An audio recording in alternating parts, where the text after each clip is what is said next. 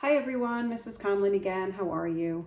Today we're going to do permutations that kind of go with combinations, combinations. We're going to also tie these into our probability unit. So I printed something out that I used in the past. I don't have all my computer and my desktop from school, so that's why I crossed something out. It said an old date there. If you have the green textbook at home, you can use it. I gave you some pages that you could look at. If you don't have the green textbook at home, don't worry, I'll give you everything you need on Google Classroom. Okay, so I will tell you from the beginning, and I'm going to keep saying it as I teach these lessons. In permutations, order matters, and in combinations, the order doesn't matter. So you might not know what that means yet, but I'm going to keep repeating it, okay? Let's take a look at number one. In number one, I have 9 kids who are running a race. How many ways can they come in first, second, and third place? So obviously you can hear that order matters here. If you're running the race, you're gonna care which place you come in. Also, I have a calculator here. I'm going to show you the work I wanna see with the calculator. But I wanna compare this to this. I started with 9 kids. I started with 9 students. In this one, 9 students want to join the Community Action Committee, but there's only room for 3 more students. How many ways can the students join the committee? So in this one, I have 9 kids. No offense, but I only care about 3 of them, first, second, and third place. In this case, I have 9 students. Again, I only care about 3 of them. I'm choosing 3 to be in the Community Action Club. However, in this case, it doesn't matter the order that I pick the 3 kids. Your feelings might get hurt if I pick you third and not first, but it doesn't matter the order in this one if I pick 3 students. Okay, in the end, I'll pick 3 and 6 don't matter. Here, in the end, 3 kids will win and 6 won't matter. No offense. Okay, so this one is a permutation, and this one is a combination.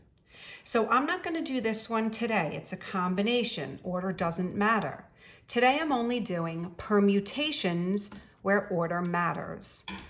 Can I also suggest any video that I post on permutations or combinations? I would watch them all. I try and pick really good ones, and sometimes somebody else might explain it different than I am, that you might understand it better. Okay, so I'm going to do this one. Okay, there are 3 slots. There's first place, second place, and third place. So how many different kids can come in first place? 9 different kids can come in first place. One of the 9 kids wins. Now there are only 8 kids who could come in second place. One of the kids wins. And then there are only 7 kids that could come in third place. Now here's where I have my calculator. 9 times 8 times 7 is 504. There are 504 ways that these kids could come in first, second, and third place. So there's a whole bunch of other kids that, no offense, we don't care about them in number 1. If you think about the combinations question, right? It really wouldn't matter the order, that if these are the kids that I picked to be on my committee, it wouldn't matter what order I picked them in. In the end, those 3 would still be on the committee. So I'll show you a way when we do the combinations lessons to subtract out the repeat. Okay, so. Okay, this is in the green book. That's why I wrote 13.2. If you have the green book, you can look there. A permutation is an arrangement of objects in which order is important. Okay, so there are 6 permutations, order is important, for the letters A, B, and C to be placed. So I showed you in these 2 instances, A is first, switching the B and the C. B is first, switching the A and the C. C is first, switching the B and the A. From here, I could ask you a probability question.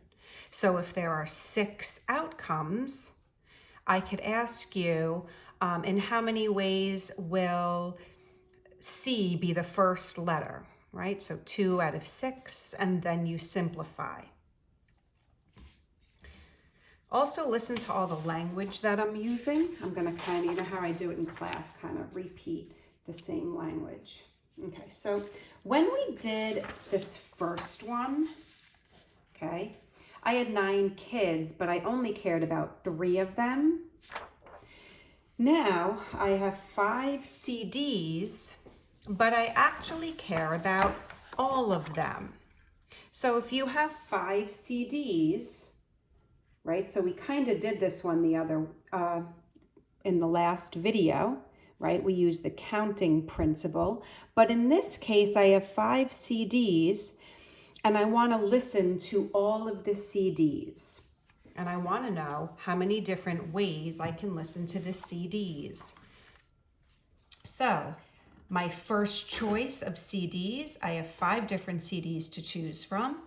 I choose one, now I only have 4 left. I listen to it second. I choose another one, I have 3 left, right? I choose another one, I choose another one, and we already did factorial. When you do factorial, okay, when you do the counting principle, I care about all of them. I cared about all 5 CDs. In the other one, I only cared about 3 of the 9 kids. Here I care about all of the kids, and that's when we use factorial. Okay, let's take a look at the next page. 12 marching bands are entered in a competition. You can use the counting principle to find how many ways the first, oops, that's supposed to say first, second, and third places can be awarded, okay? But be careful when you use the counting principle, okay? You're only using 3, right? First place, 12 marching bands can come in first place, 11 marching bands can come in second place, and 10 marching bands can come in third place. No offense, I don't care about all the other marching bands. Here, order matters, just like the CD one. In the CD one, order mattered because I asked how many different ways I can listen to the CDs. Same thing with these marching bands. It does matter to them which place they come in. So I didn't do factorial because I didn't go all the way down and multiply. I only cared about the first 3. Okay, so there's a formula for this. Some kids find the formula confusing. I hear you. Okay, it can be written as the number of permutations taken at a time. So for this one, there were 12 marching bands. That goes over here. P stands for permutation, and I only care about 3 of the marching bands, 3 places, first, second, and third. So here's the formula. I had 12 objects, or n objects. This is a permutation, and I care about are 3 of them at a time. The 12 goes on the left, it's a permutation. The 3 goes on the right. If I turned around and said that I'm awarding the 4th place runner-up, then this number would change to a 4. So we're going to practice some of those. I think I'm going to sign off this one for now. It's almost about a 10-minute video. So this will be my first permutation video, but there will be more to come. Bye.